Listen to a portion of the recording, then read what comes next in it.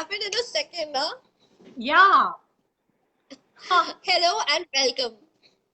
Thank you.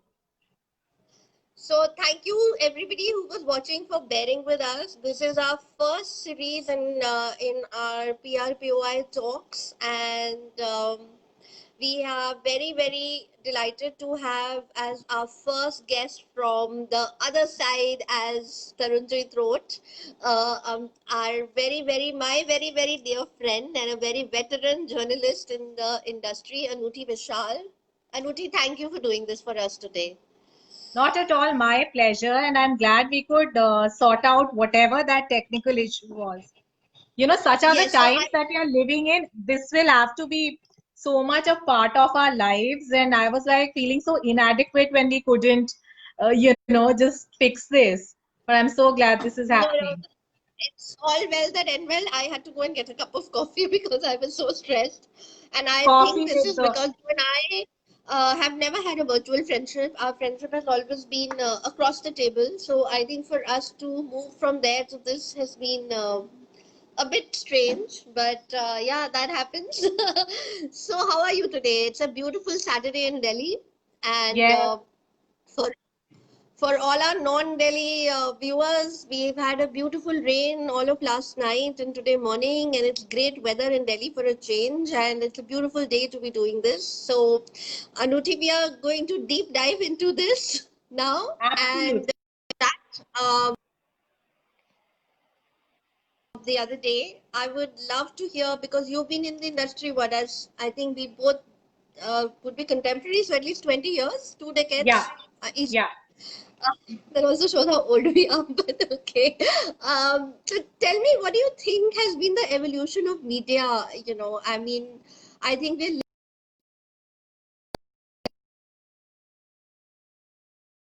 of media myself. It's very important to keep seeing how that has evolved, but I am seeing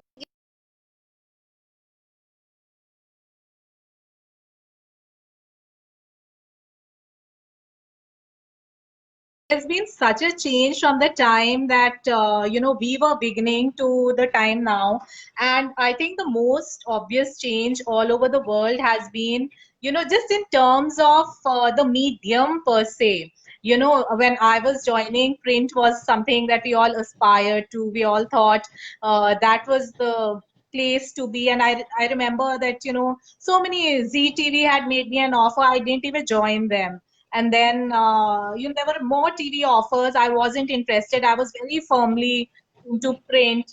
All that has completely changed now. It's been turned on its head. In many ways, I think media has been democratized, so it's good because we have more voices, we have more opinions.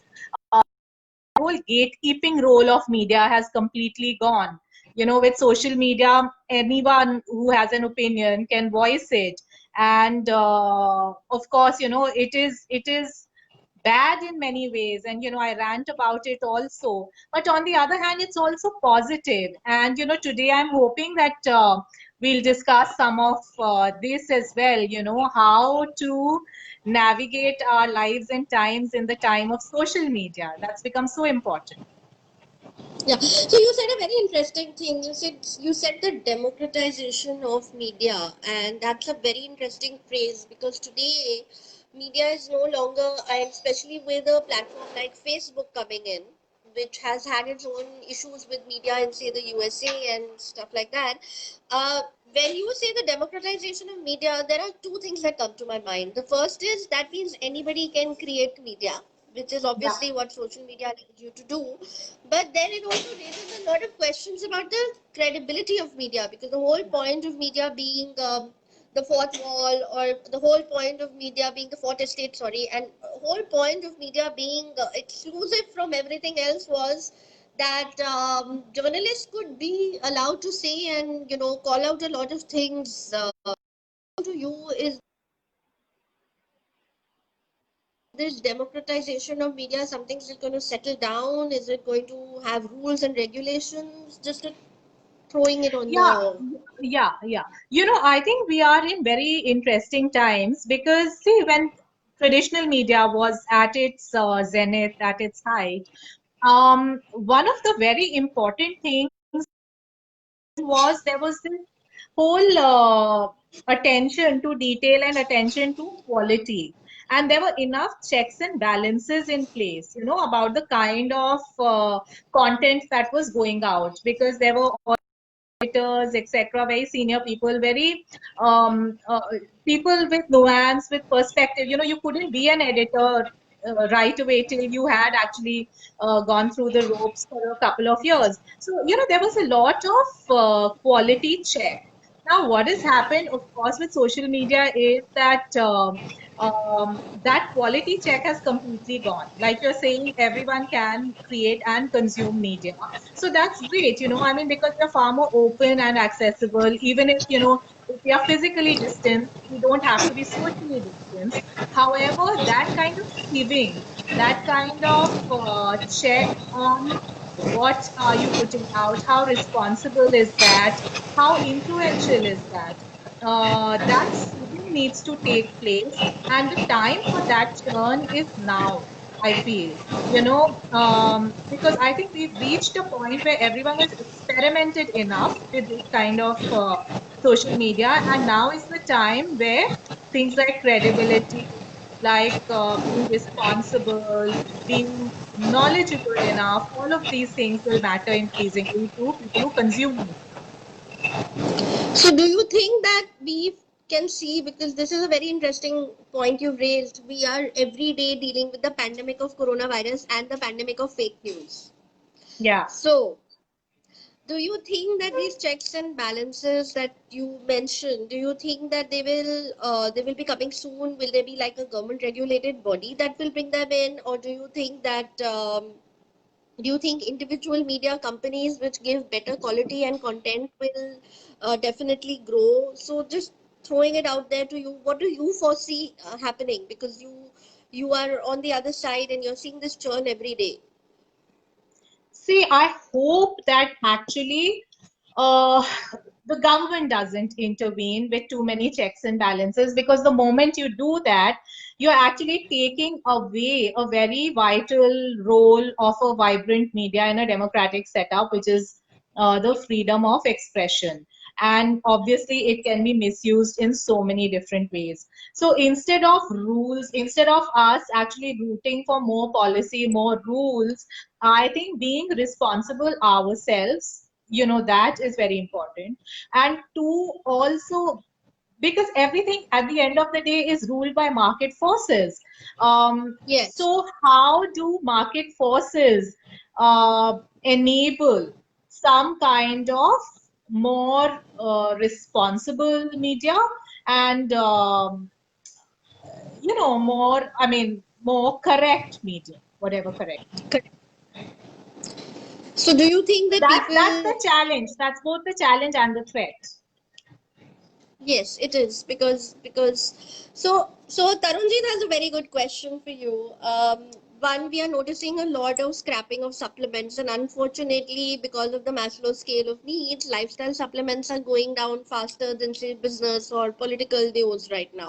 So how are journalists dealing with this change? How are journalists dealing with the fact that there is less space? And this is a conversation I have with so many media friends, and they say, "Oh my God, I get so little space to do my story, or I have to do the same story in what I used to do in say 800 words and 400 words." So how are journalists dealing with the shrinking of space and the scrapping of supplements?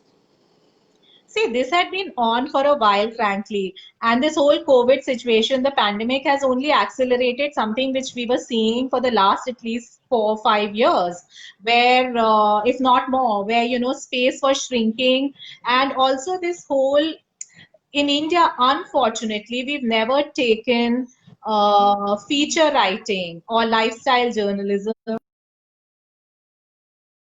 always linked it to advertising. And we've always, papers themselves, newspapers and magazines themselves, have treated it in a way where, where they're looking in at it in terms of what is the revenue that it's bringing in to the publication. So this demise is is also a product of that kind of ecosystem that the media has been, Indian media has been functioning in, and we all expected it in any case.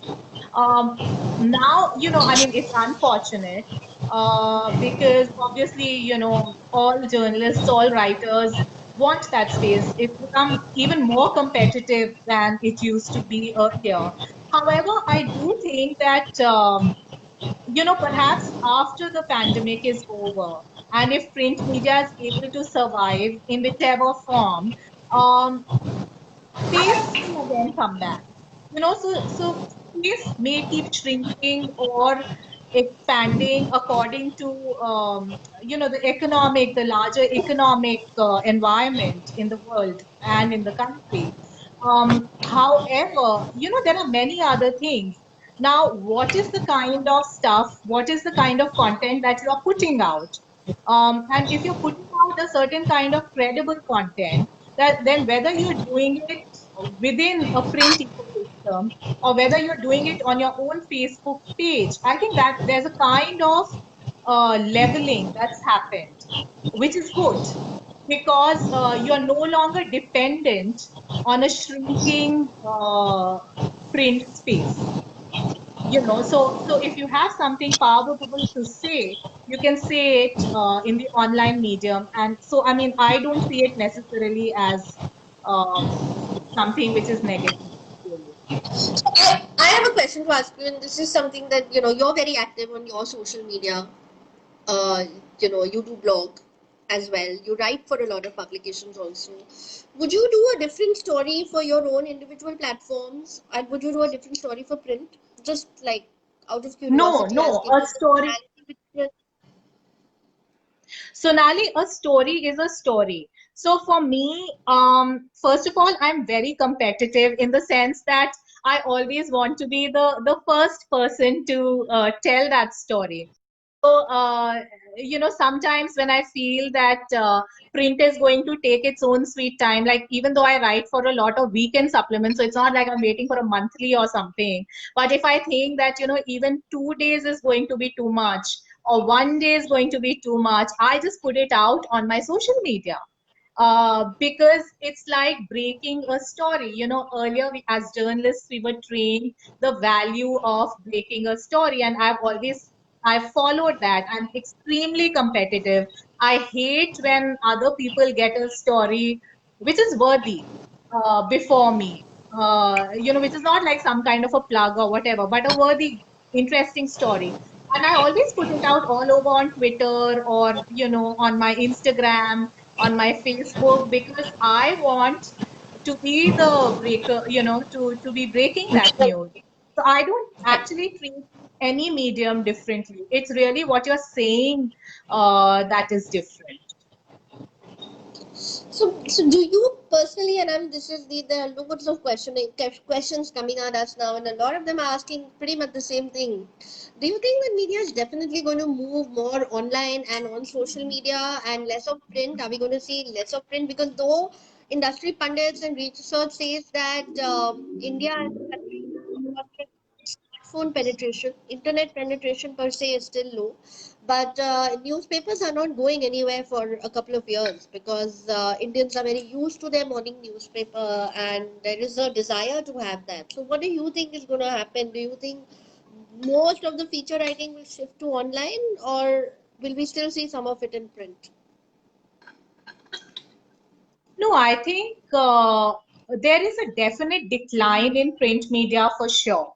And the pandemic has really hastened it. Because I'll give you my own example. In our household, we used to get pretty much all the lines and some of the financial dailies every day. I mean, in fact, we even had a Financial Times London subscription, which used to actually come to us every weekend. It used to be specially delivered in the print, as a physical copy. However, now with the pandemic, we are not taking any papers. So first it was the RWAs which stopped that, and now I think it's almost become a habit because even for us who love the medium, who've been part of this medium for such a long time, I don't feel compelled now to actually read newspapers. some of it also has to do with just the kind of quality. See, news you can get anywhere. News you can get very instantly if you're only on Twitter as well. But really, that in-depth sort of feature writing or long form writing, which you have on New Yorker or NYT or like deep analysis, that is absolutely, actually missing from most Indian print address this.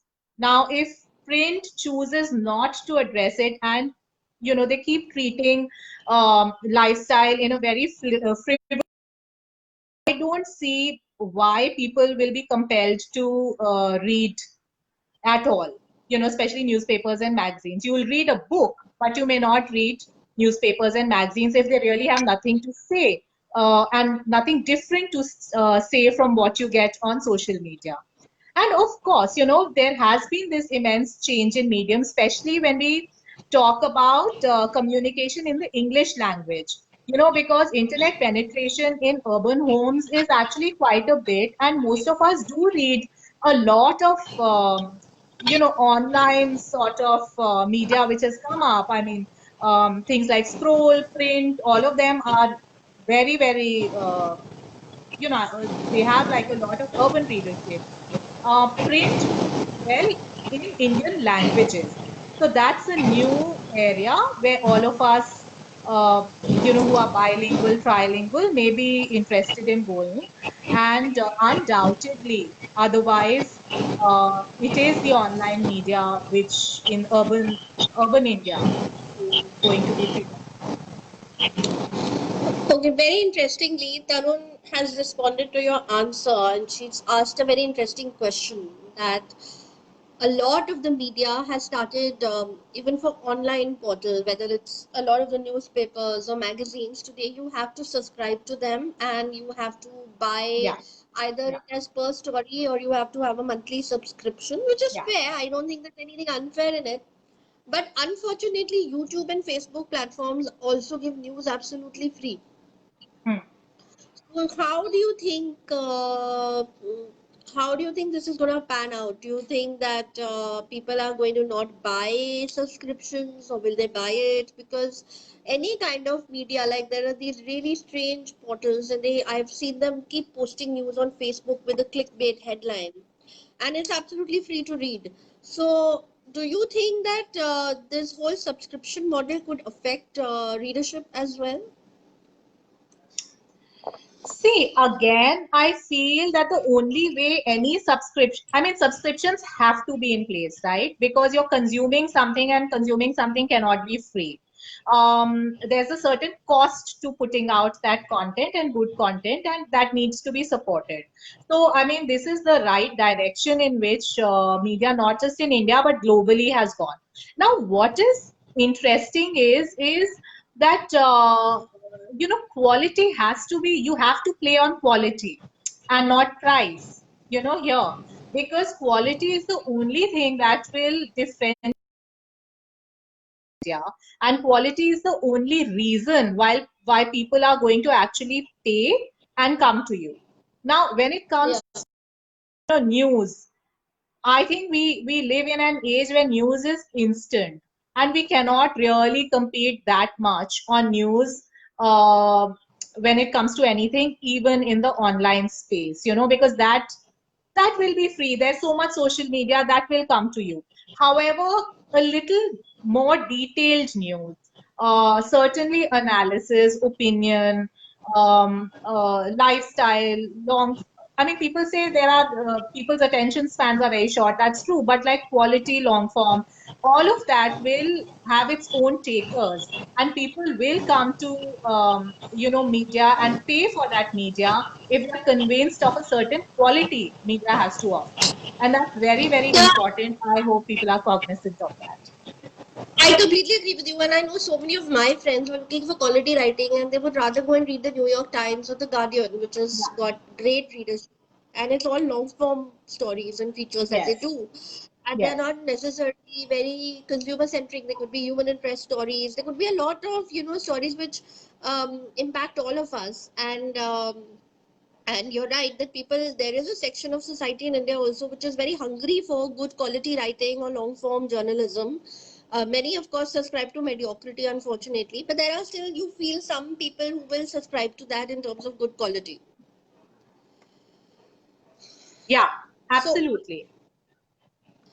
I I have another question to ask you. How do you think then exclusivity will work? Because usually we see breaking stories, apart from somebody of your caliber, across the board, are mostly done by still by print medium or by journalists. Do you think we'll come to a stage which is like a New York or some other country where somebody who's a digital influencer can do a breaking story as well? Yeah, I mean, why not? I don't even understand this whole divide. You know, at the end of the day, whatever your chosen medium is of communicating to people, the basics of communication remain the same, right? I mean, if anything, online media, it really gives you speed and flexibility.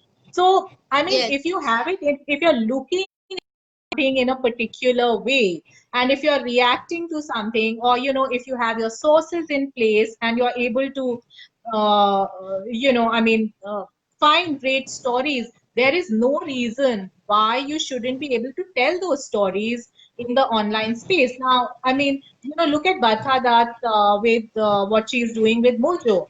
None of the print media, none of the traditional media is actually doing it, but she's going on and on because, as a journalist, you're trained to look at news. You're not, medium is only helping you get across your message, at the end of Yeah. the day. But your message has to have merit in its own right, whatever the Yes, medium true. is. So, speaking of the message, what do you think is going to be the role of public relations? I know this is a very interesting question. I can see you smiling already. What do you think is the role of public relations going to be then going forward? Because what we see is there are going to be certain journalists like you who will break across mediums. You are not going to be media. You'll be medium agnostic, as they say, and you will be across print or digital or social formats, and you will decide which is the medium on which you would like to break your story, right? But where do you see PR fitting in all this? Do you still see, I mean, we all agree that the press release is on the way out. There is no Yeah, such thing called a press release. yeah, So yeah. where do you think, how do you think this evolution of the relationship between PR people and media is going to work? So yes, you're right. I mean, I think press releases have been on their way out for a very, very long time. And Yeah. like we were discussing the other day, I think relationships, which were important, so much of public relations was about actually individual relationships. I think, especially in the Indian scenario, where everything from business to politics, everything works on this premise of, very immediate sort of relationships. That's going to become very, very important, even more so now. And on the other side, I think PR has a very important role to play in terms of strategy, in terms of advisory services, etc., which they can offer to their clients instead of just being the bearers of some kind of press release. I mean, they obviously have to be cognizant of the environment, of the industry, of what are local, what are major trends, and actually get into the strategic functions, into advisory functions.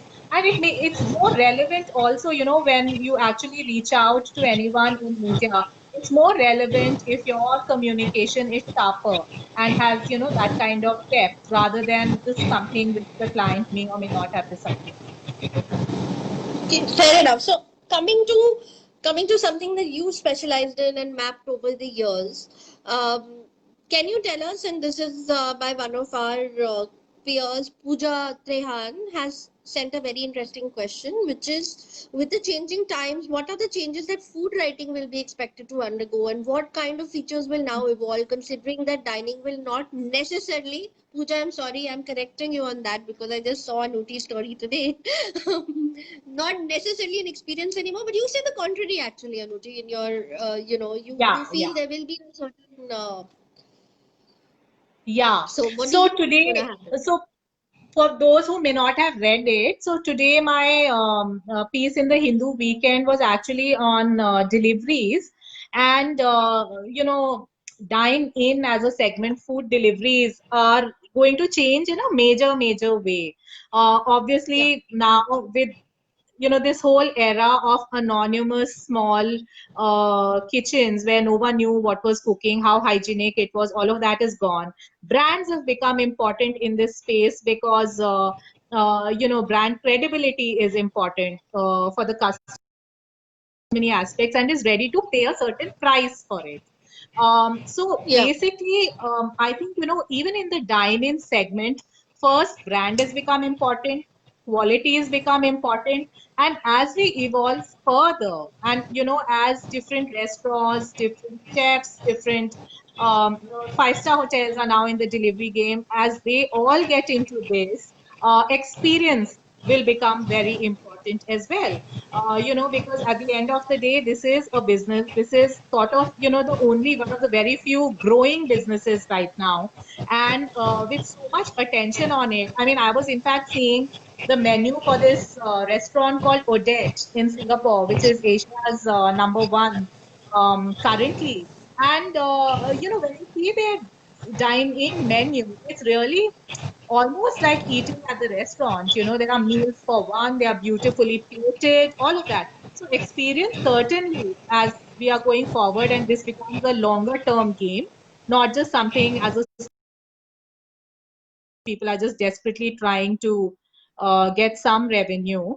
When people actually start thinking of it as a much long term business proposition, we are definitely going to see a completely different evolution in this segment. And I mean, so I mean, there's never really anything um, when there is nothing to write about. There is always something to write. Yeah.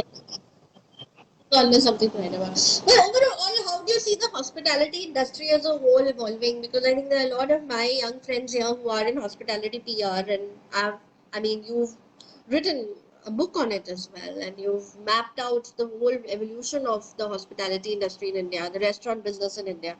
So, what do you think is going to be the future? Do you, because I personally believe in human ingenuity, and I feel that I'm seeing it already in other countries where they've used plexiglass shields and they've used a lot of tools to ensure social distancing, but still have a dine-in experience. So, what do you feel is going to be the future of the restaurant business in and hospitality overall in India? See, unfortunately, hospitality and restaurants undoubtedly are in for very, very tough times, at least in the next 1 or 2 years. Uh, Beyond that, they will come back. Even after the Great Depression, for instance, in the 19 early 20th century, um, there was a lot of conspicuous consumption in the 1920s, where we had this whole the Gatsby era, all of that. So, consumption is going to come back. Restaurants, hotels, travel will all come back, but it will take about a year or two, whatever, whatever the time it is, till fears of the disease actually abate. Now, in that time, we are also going to see a lot of interesting innovations and a lot of interesting new projects that people take up. I mean, of course, there are huge losses, there are job losses, there's revenue loss.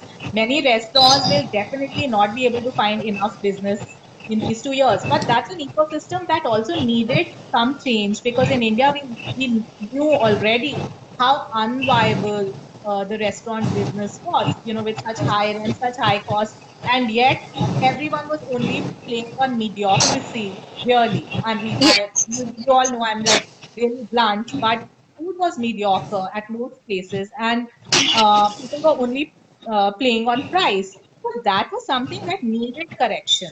You cannot go on and on like this for a indefinite period of time. Now that course correction is happening now. Of course, there will Yeah. be closures. In Khan market, so many people have closed, etc. Because the businesses themselves were unviable. People will deeper pockets will be able to pull on somehow. There will be consolidations all over the world. Um, but in the long term, it's kind of, it was kind of needed as well. Yeah. But so what do you tell, because we are ultimately a PR network and there are a lot of young people here and there's a lot of anxiety in them. So I'm going to address two questions which are also audience questions that have come in. Um, One, do you see that PR, hospitality PR itself evolving? Well, now the thing is everything needs to and everyone needs to evolve.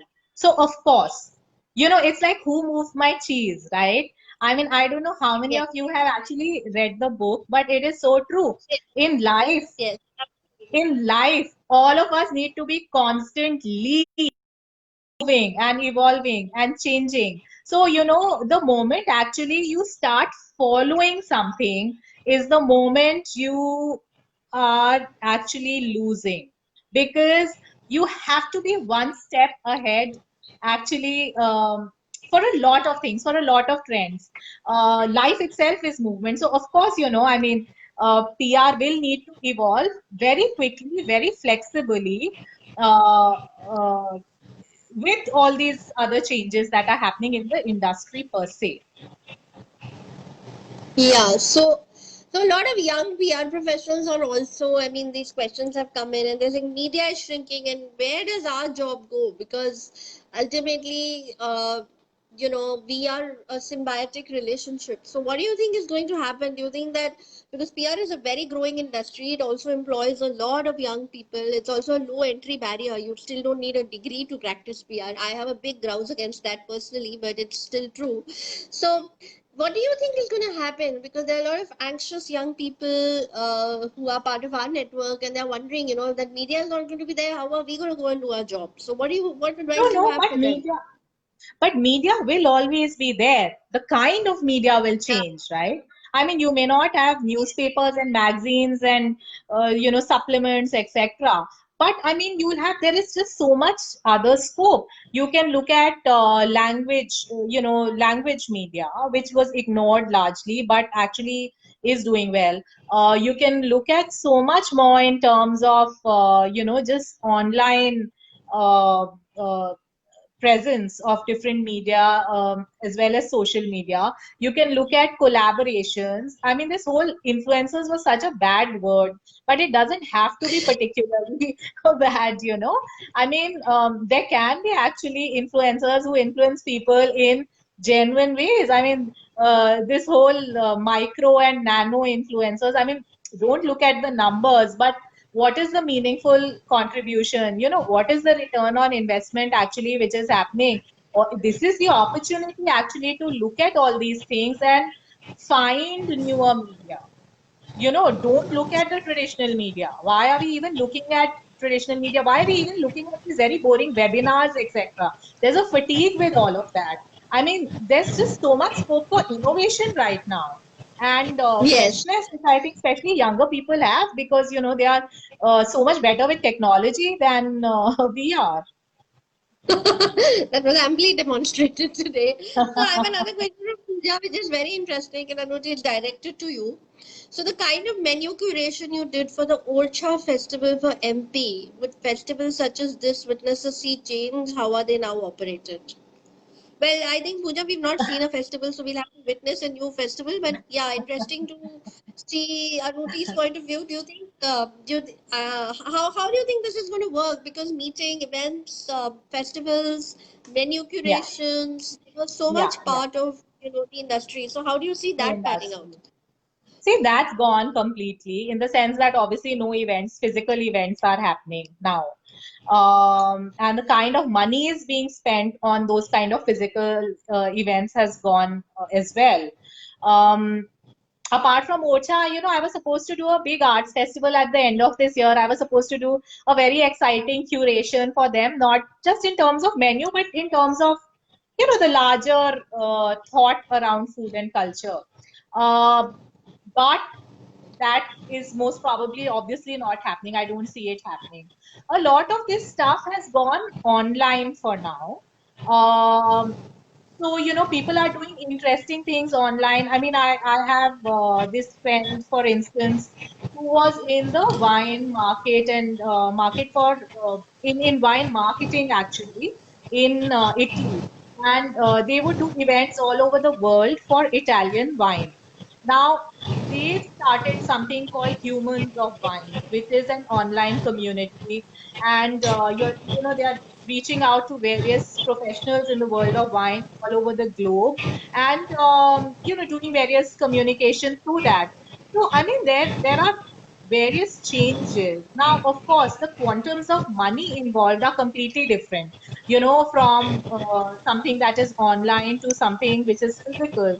But all these things are, happening, and it's an interesting space to be in right now.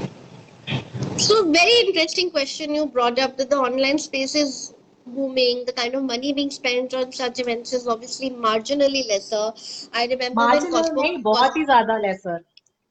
Yes.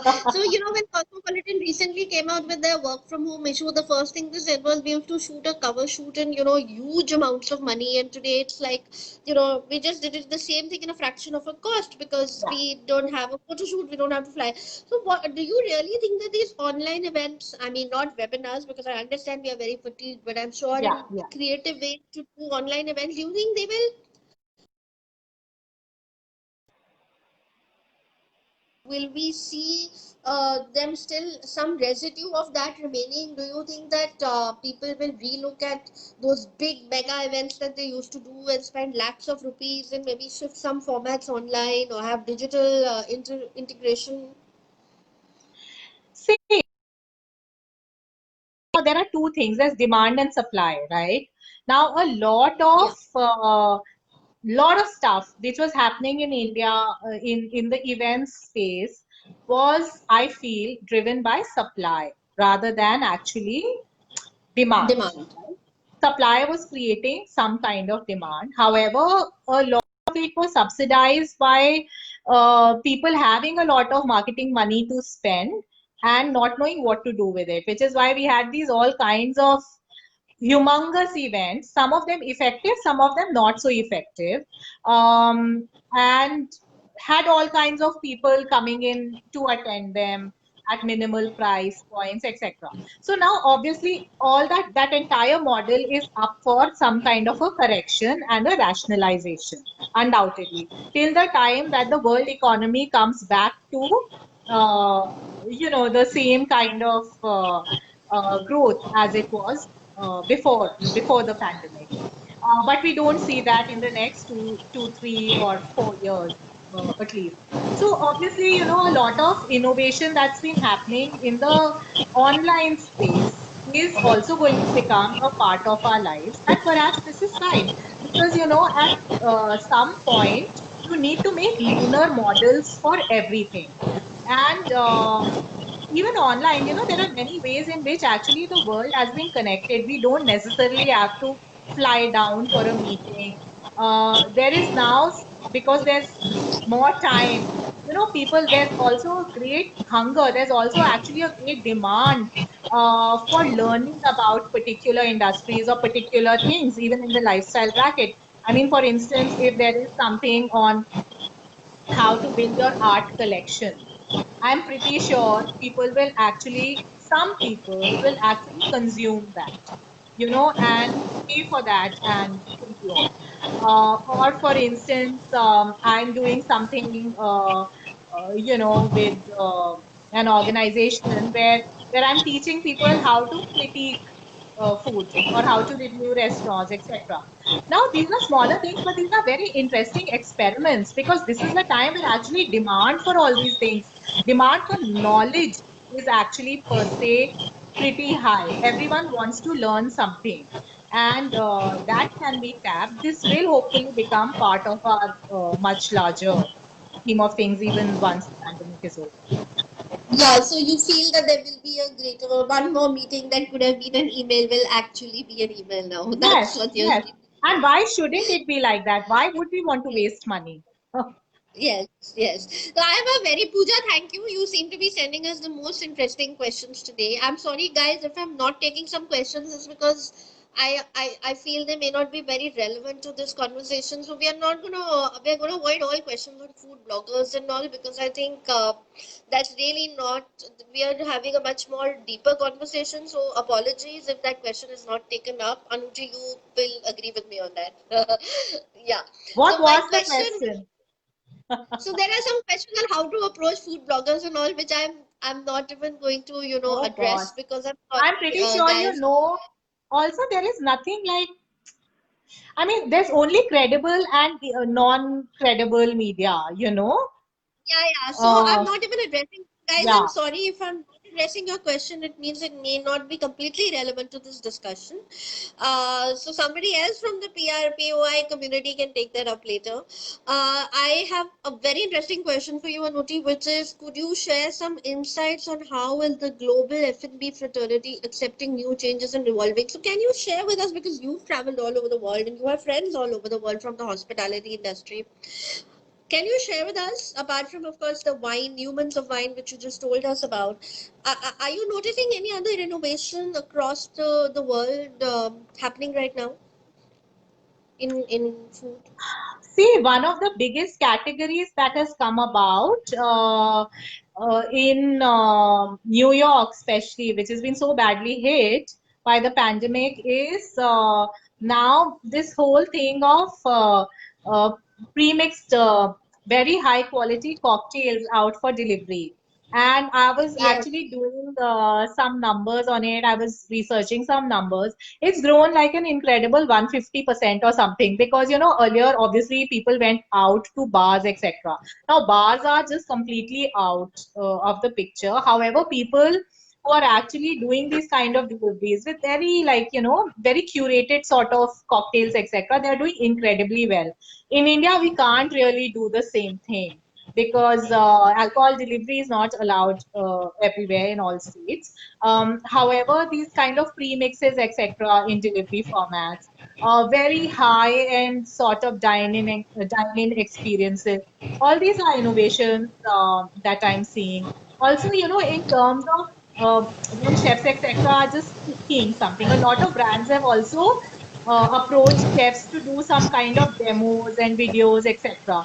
But there needs to be a filtering of the kind of content that is happening and how relevant that is to your audience, yes, you know, within yes, homes. I don't see that happening in India as yet. Internationally, some of the very big, you know, also because the way they are and their homes, their ecosystem is very, very different. However, some of the chefs are some of the top chefs of the world. They are doing very home style sort of food, which has like a great receptivity, great interest. In India, also people try to do, you know, but the thing is that uh, chefs either do something which is too simple or something which is too restauranty. I don't think there is enough of a filtering of what exactly are they doing and how relevant is it to the audience. So all these things, I agree. think, you know, it's only a matter of time when everyone puts their mind together, we'll see better content coming out. Yeah. Tarunjit has sent a very interesting question that today there are restaurants that respect, receiving back people with all sorts of social distancing norm. Waiters and servers are wearing protective equipment, but this is not sustainable in the long run. You can't, do that forever. So how do you see this is in terms of physical restaurants? Do you see any evolution happening over there? Will they operate in a different way, or will they go back to being the way they were? Gosh, I really hope they go back to being the way they were, because you know, I mean, I personally just hate the whole idea of it becoming so impersonal. The whole point of restaurants and even going to cafes or bars was that you wanted to actually interact with people, meet people, and have that kind of human connection. Yes. Unfortunately, we are not in a position to have that human connection any longer. These kind of social distancing norms, etc., which have come into play, and people moving around in PPEs, etc. Now, obviously, it has to be there. It's mandated, but first of all, it is not even financially sustainable. Yes. Because if a restaurant only has 30 or 40% of its previous capacity coming in, whatever they are doing, plus the extra expense of all these PPE and sanitization measures, financially they are not going to be able to really sustain themselves with that kind of traffic. People will still be scared. They will still go much fewer times than they used to be able to. So now, unfortunately, we have to just bear with this and go along with it till the time fears recede. But beyond that, I'm hoping we come back to this more humane sort of a world where we were all actually, in much closer contact. Yeah, and Tarun just written, I miss dining out. We all do. And I think I agree with you, Anuti. I think I can't wait to go back to a life where I could go and sit across a bar and talk to a friend over a drink. I think we human beings are very social, and we can live without a lot of things, but we can't live without each other. I mean, that's what this pandemic has actually taught me. So, do you think it's going to be the same for media and PR people? Do you think we can live without, we cannot live without each other? Yeah, we always loved and hated each other, but we can't live Yeah. without each other. I think that's going to remain pretty much the same. Yeah, so we have about 5 minutes left. Does anybody have any questions to ask us? Or Anuti, do you want to give us a parting message to our PR community? Something that you feel is really relevant right now in these times. I think everybody's very anxious, everybody's very confused and concerned. So, you hearing it from you might give them a lot of reassurance. No, I think the only thing we all can really do is take one step at a time.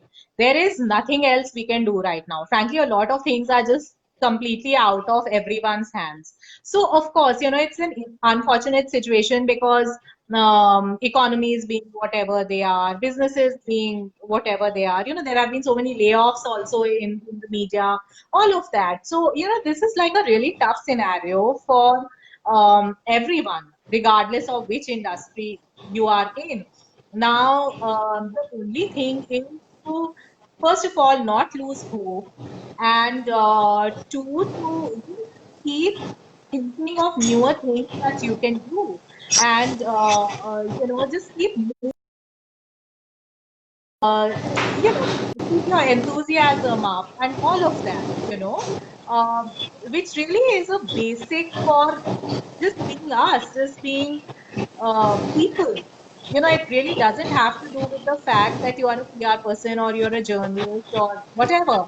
But this is also, I mean, we can always look at things in a more positive way, and we can also think that how is it that now we address this situation? What is the way forward? What are the newer things we can do? This is a perfect opportunity actually to try many new things which you wouldn't have tried earlier. So, just a change in perspective in the way you approach life and work is really helpful. Yeah, yeah. Yes.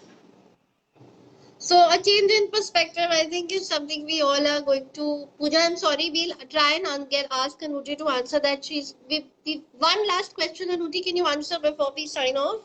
Pooja's Okay. asked another one and she's saying, how will the new world now treat those specialty coffee brands? I think coffee is very important, Pooja, especially in these days. Or single I owner love run coffee, but cafe. what is the question again? How will the new world now treat those specialty coffee brands? I don't think they have anything to worry about, Pooja. But yeah, single owner run cafes. So do you see smaller brands or small chef entrepreneurs or single owner brands surviving in the new world? See, if of course, you know,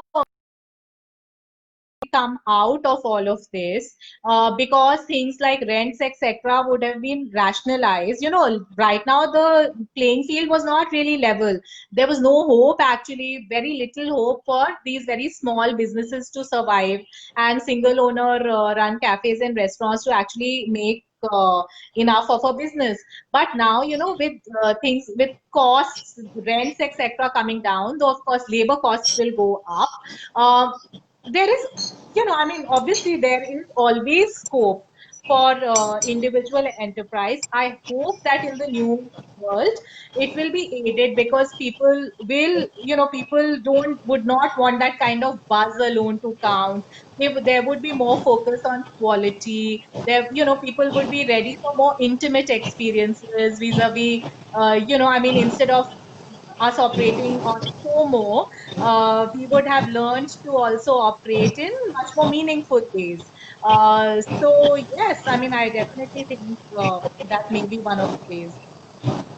Okay, nice to know. I hope we all learn to operate in more meaningful ways. I think that's the biggest lesson from this pandemic. And I think that's it, Anuti. We're going to wrap this up. And thank you so much for being part of this and being our guest here. I think it's been a very wonderful session with a lot for all of us to learn. And I'm going to sign off on this, and you can, as you are moderating this live today for us, Oh dear, you I can. have to.